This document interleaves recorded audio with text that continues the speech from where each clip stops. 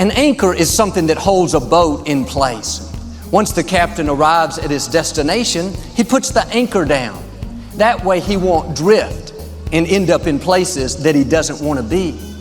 When the boat is anchored, it may move a little bit with the waves, the wind, but the captain is not worried. He can relax. He knows the anchor is down. The scripture tells us hope is the anchor of our soul. What's going to keep your soul in the right place? What's going to cause you to overcome obstacles, reach your dreams, is when you are anchored to hope. That means no matter what you face, no matter how big the difficulty, no matter how long it's taking, you know God is still on the throne. You know His plans for you are for good, that He's bigger than any challenge. When you're anchored to this hope, nothing moves you. The winds, the waves, the storms may come. You're not worried. You have your anchor down. You receive a bad medical report. A lot of people would be upset, negative. Not you. You're anchored to hope.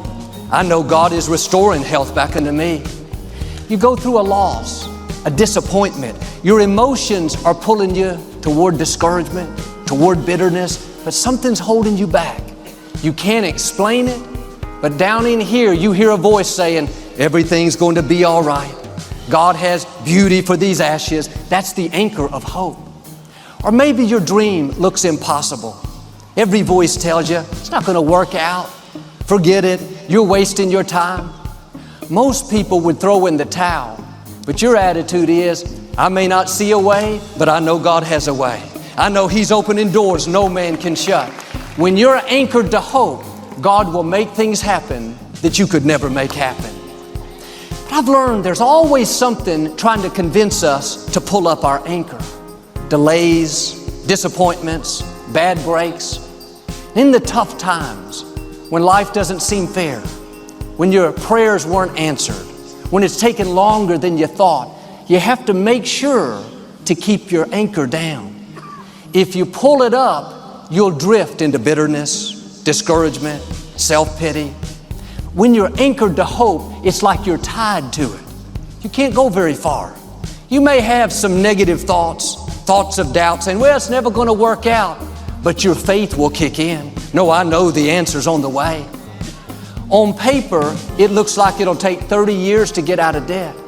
You could accept it, but because you're anchored to hope, something in you says, no, I know God can accelerate it. I know He has explosive blessings coming my way.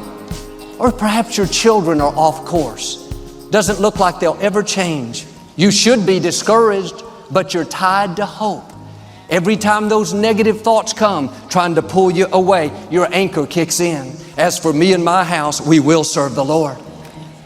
My question today is, do you have your anchor down? Do you have this hope, this expectancy that you're going to accomplish your dreams, that you're going to break the addiction, that you're going to see your family restored? Or have you pulled up your anchor and drifted into doubt, mediocrity, not expecting anything good? I'm asking you to put your anchor back down. The scripture says faith is the substance of things hoped for. You can't have faith if you don't first have hope. One time David had a lot coming against him. He was down and discouraged. He felt overwhelmed by life. He'd given up on his dreams. Everything kept getting worse and worse. He finally said to himself, why are you cast down, O my soul? Hope in the Lord. He recognized he'd let his circumstances convince him to pull up his anchor. He said, in effect, I'm going to put my anchor back down. I'm going to hope in the Lord. You may not have any reason in the natural to be hopeful. Doesn't look like you'll get well, or meet the right person, start your business. You have to do like David and hope in the Lord. Don't put your hope in your circumstances. They may not turn out the way you thought. Don't put your hope in people. They may let you down. Don't put your hope in your career. Things may change. Put your hope in the Lord, in the God who spoke worlds into existence, in the God who flung stars into space.